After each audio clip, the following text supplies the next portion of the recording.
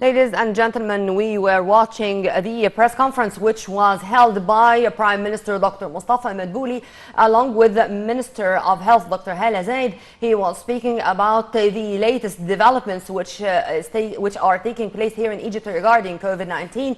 The press conference took place from Vaxera location, and this is to say that Egypt is going to continue with manufacturing the vaccines locally. And the Prime Minister said that many of the Egyptians are going to be vaccinated before the end of 2021. This is a strategy by the government. Also, the government is going to implement the directions of President Abdel Fattah al-Sisi to get all the staff working in the education system in general here in Egypt, whether in schools or in universities, to be totally vaccinated, to guarantee that this is going to be, inshallah, healthy academic year for our students and for the staff working in our educational institutions. Also, the Premier said, despite the fact that the cabinet or the government is going to provide the Egyptians with the vaccinations with the 2 doses and from different resources, from different international companies with deals already signed to get the vaccines here in Egypt to all Egyptians to be inoculated as soon as possible. Yet he asked all Egyptians to abide by the precautionary measures, whether from the social distancing or to wear the face masks, to be all the time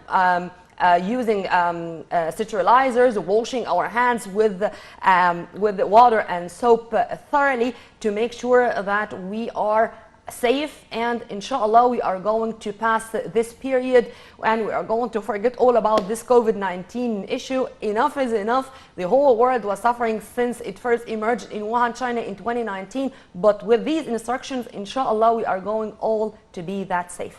Well, this is a briefing or a brief of what was happening just a few minutes ago by the Premier and the Minister of Health. Returning back to my dear guest live here in the studio, Engineer Mostafa Wali, as we were speaking about the G20 Compact Africa Summit, which President Abdel Fattah al-Sisi participated in recently, along with a number of heads of states.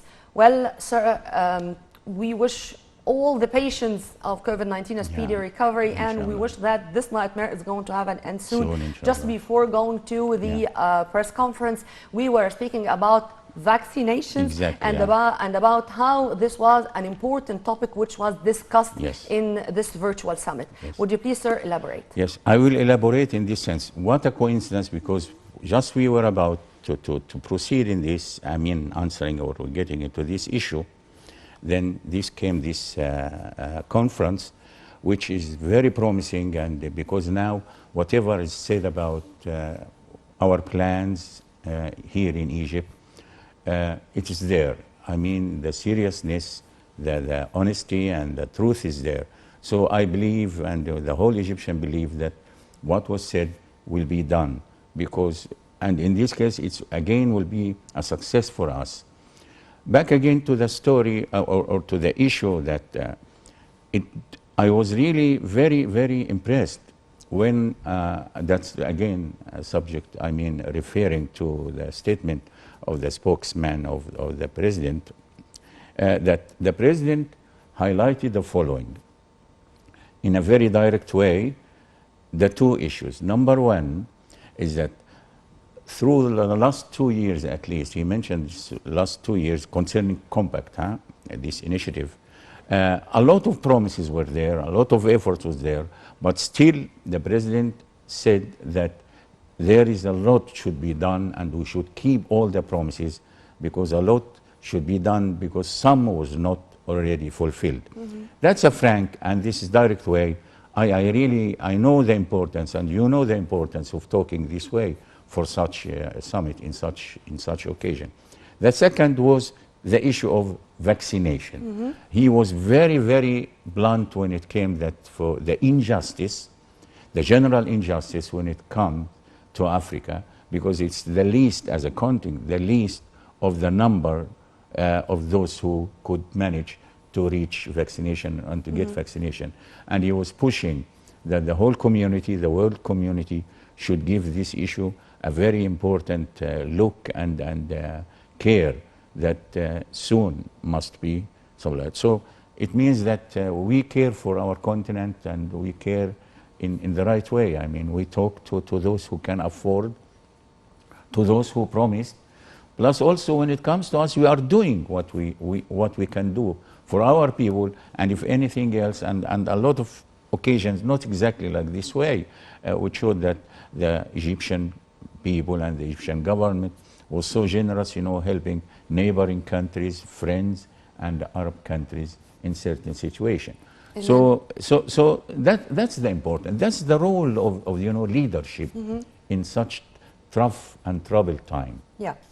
Sir, also, I'd like to speak about ways to boost African-European relations in all fields and in the economic field in specific. Because I think it's time for the European countries to reconsider their investments in Africa, because it can be a win-win situation and it can be implemented on the ground if the will is there. Exactly. Sir? Exactly. The last word, if the will is there. Frankly speaking, I could say personally that I witnessed long ago, actually, in some international meeting where Africa-Europe relations was there, and one of them was in the International Labour Organization with the heads of state, talking about how to relieve the debts on Africa. And this was a very important initiative at that time. But more than that, how we should increase investment in Africa. That's exactly the issue. And the president was talking about this, because the framework and the reference for you know, the environment for investment, it's not easy situation, because you know how does it should be. I mean, having the infrastructure, and when it comes to infrastructure in some African countries, it's below the level where you can build on it. So in infrastructure will be also very important as the first introduction to have a friendly or accepting or positive environment for investment. Now back again to us in Egypt. I think this was the main concern of President Sisi since he took over, and now we see it. And this is going to take us from the African-European relations to the Egyptian-African relations. As you've kindly mentioned, infrastructure. You know, this word, in addition to sustainable development, those two words in specific were repeated all the time in all speeches of the president, particularly when he was addressing an African forum or an African gathering in general. And thank God we are trying our best with our national companies to do that in many of our African brotherly nations to make sure that they are going to continue on the right path. Sir, how do you see these mega projects which are taking place in Africa by Egyptian hands? By the way, a history, I mean history, it goes back to the 60s and even the 50s, and those who have the chance to go through African countries where our presence was there will feel some monument, I mean not monument, I mean some evidence of how much Egypt was participating in building Africa together, you know.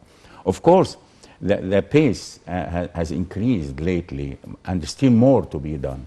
The only thing, I mean, two things are essential to see how the success will be achieved in this case.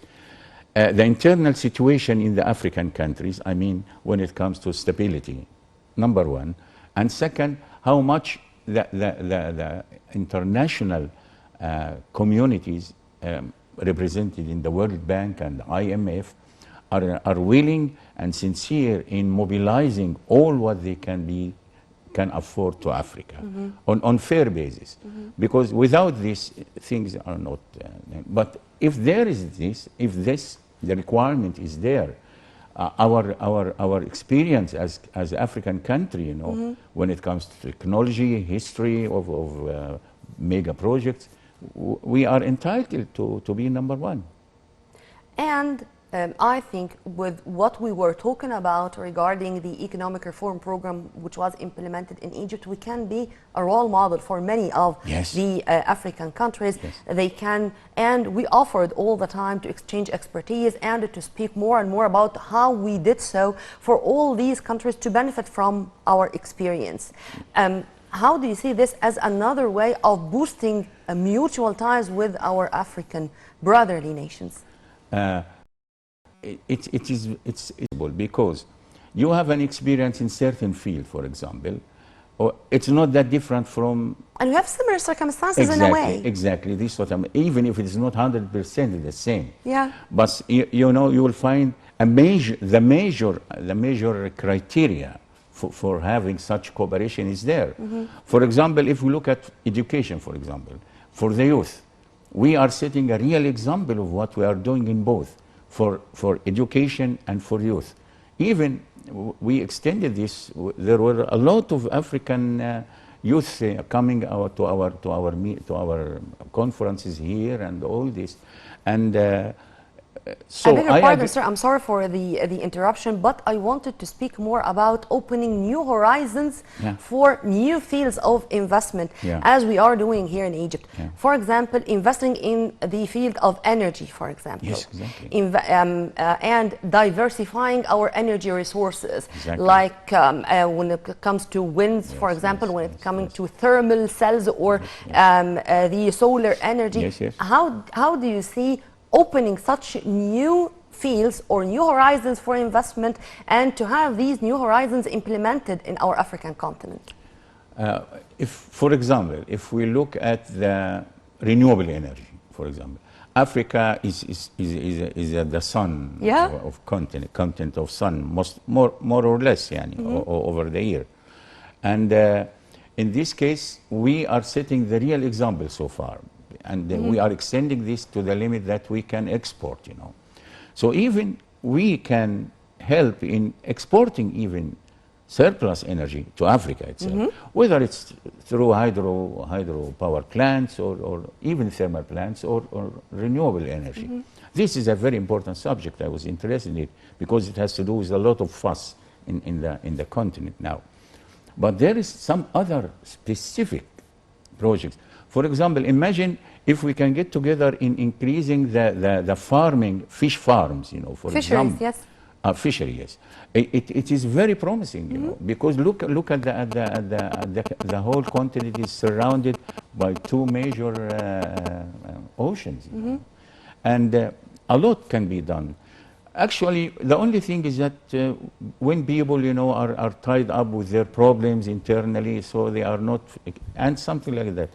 But in general, the world has obligation to help Africa, simple as that. Yeah, but in a way that preserves or maintains the rights of the African peoples. Exactly. And to make sure that it's not a one-sided game, it's a win-win situation by all means. Let's say it should be far away and cut off with the colonialism of Africa. I'm not going to say soft colonialism as you're saying when it comes to investment and sums of money. In this case, because you were mentioned the right of the African to decide for themselves. This can never happen. This never happened when it was colonized. When they got their freedom, of course they stumbled, but at the end, the nation, the people develop so that to choose and defend their rights for their own goodness. This is what I mean. Amen to that. Also, Egypt is representing itself as the gate to Africa.